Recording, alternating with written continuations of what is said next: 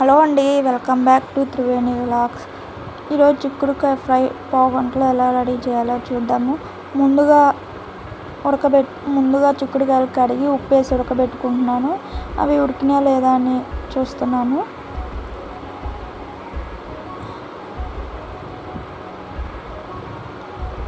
నేనైతే ఇలా చేస్తాను, మీరు ఎలా చేస్తారో కింద కామెంట్ చేయండి. అవి ఉడికినాయి, అంతా సపరేట్ చేసి ఒక ప్లేట్లో వేసుకొని ఉన్నాము. ఒక చిన్న ఉల్లిపాయ కోసి పెట్టుకున్నాం. తర్వాత ఒక కళాయి పెట్టుకొని 1 టేబుల్ స్పూన్ ఆఫ్ ఆయిల్ వేసి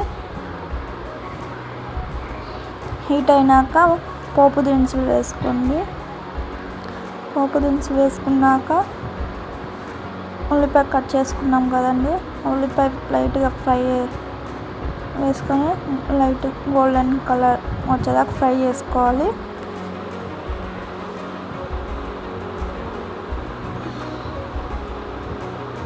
ఇలా 1 టేబుల్ స్పూన్ ఆఫ్ పసుపు వేసి ఉడకబెట్టుకున్న చిక్కుడుకాయలు ఉంటాయి అవి వేసి మిక్స్ చేసుకోండి.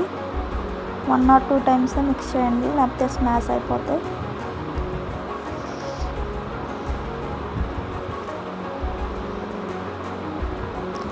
తర్వాత